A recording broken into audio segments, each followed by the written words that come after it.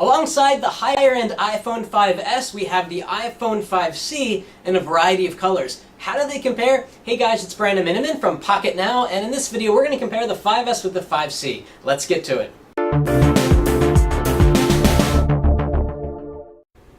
Okay, so let's talk hardware. I'm going to push the 5S to the side because if you've seen a 5, you've seen a 5S for the most part. The 5C comes in 5 colors, and Apple is calling it beautifully, unapologetically plastic. You know what? I think Apple should be apologizing for using plastic in this case because the plastic used is no different than what is found on Samsung's devices, hyperglaze. It is super shiny, super slick, so that when you're holding it in your hand, you always feel like you're going to drop it, especially if you have sweaty mitts, greasy mitts, you've just eaten a burrito or whatever. It just feels slimy. And if you look closely in the light here on this pink model, you'll see that fingerprints pick up pretty well. It's not really translating on camera here, but I can tell you that I can see fingerprints on this, whereas on the iPhone 5S, you really don't get that except on the top and the bottom here, but this metal area just does not pick up fingerprints.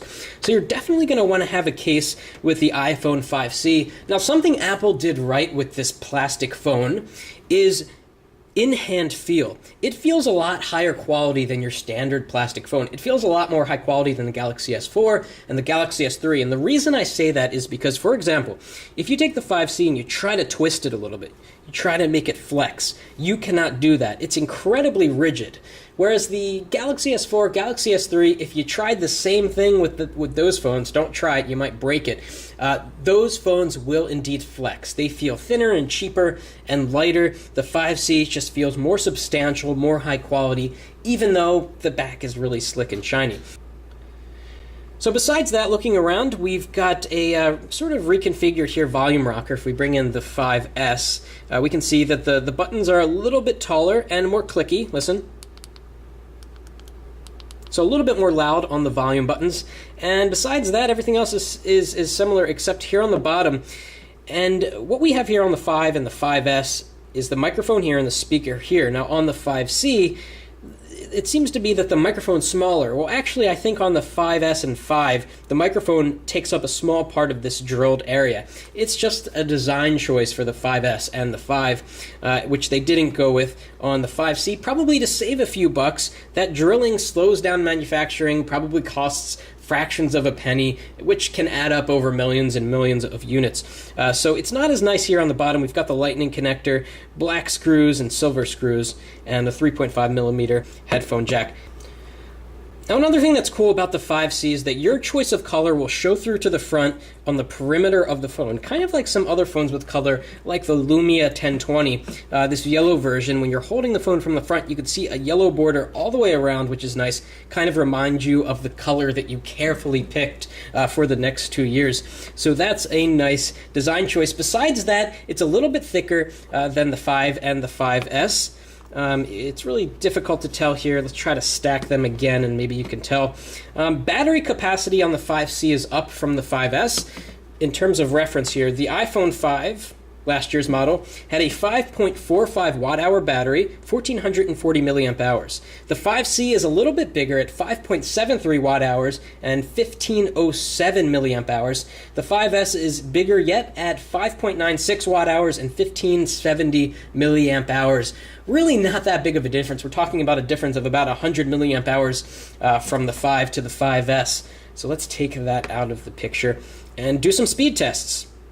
And by the way, before we do speed tests, another difference between these two devices are the cameras. We've got a bigger sensor here that can let in more light with a dual flash, amber and white, which can fire in many different combinations so that you don't get white blown out pictures. And so far, so good. We've been testing this at night, and it does look like that flash is effective at avoiding that. We've got the same exact camera from the iPhone 5 here, which really isn't a bad thing. It takes great pictures, low light, and not so great anymore compared to, the Lumia 1020 or the HTC One, but definitely a great reliable camera on the 5C.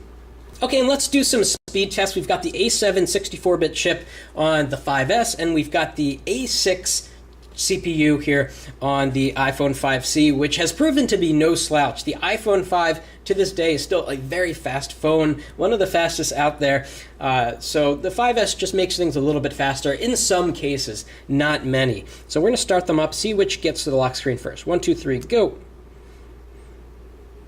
Okay, 5S a little bit faster out the gate with the Apple logo. Okay, 5S is first.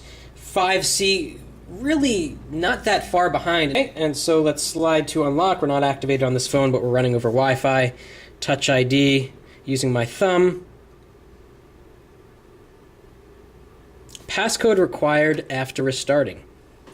And I've got the most secure PIN in the whole entire world. There we go. Now we're in. Okay, so let's boost the screen brightness on both of these devices. We're going to go into settings here on both at the same time. They came up exactly at the same time. We're going to go to wallpapers and brightness. And let's turn off auto brightness and jack the brightness up to 100%. These should have the same exact screen. If you watched our 5S versus 5 comparison video, we'll put a link up here. I said in the video that the screen brightness was exactly the same between the 5 and the 5S. I take that back. That's a mistake. The 5S is dimmer, and you can see it here too.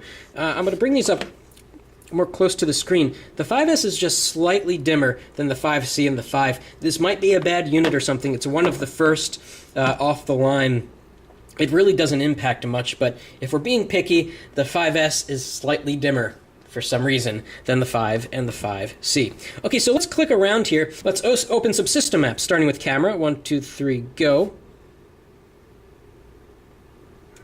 About the same time there.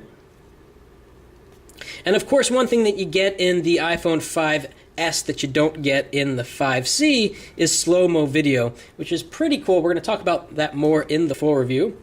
Let's go into Safari. Okay, they're opening up different pages. Okay, let's go to Pocket now. 1, 2, 3, go. That was much faster on the 5S. Zoom in and release. See which clears up faster. Faster on the 5S. Here's the real gold HTC One. And about the same. Okay, the 5S was a little bit faster there. And let's move around on the page, go to another story. We just went backwards. By the way, in iOS 7, a lot of people don't know this. You can go forwards and backwards by swiping on the screen like that. Super cool way to navigate in iOS 7. So let's go to another story here. We'll zoom in and just do one more test. These phones are sliding all around, especially the 5C. 5C was faster in that situation. Just like we saw between the 5 and the 5S, there's not that much difference between these phones in terms of simple apps that are on the phone, like the web browser and opening up Calendar and things like that. Really, apps have to be rewritten in 64-bit for the 5S to take advantage of the faster speed. So let's open Calendar. 1, 2, 3, go. Exactly the same time. Let's do double tap on the home button. Exactly the same time. So just like we saw between the 5S and the 5, there's not that much of a performance difference that you get with the A7 in day-to-day use. What you get is you get slow motion video, you get the promise of future apps that are optimized for 64-bit. Of course, you get the fingerprint sensor, which might be a convenience for you if you use pin lock, and you get a better camera. And indeed, our tests are showing that the camera's a pretty big step up between the 5S and the 5C, or the 5, in terms of low-light photography. We're going to have a lot more in the full review coming up on that. So that was just a quick comparison between the 5C and the 5S. Our full reviews of the 5C, which Michael Fisher's going to do, and the 5S, which I'm going to do, will be up shortly with plenty of information. So if you like this video, please give us a thumbs up and drop a comment, because it's a great way to stay in shape. Family Guy reference. Bye.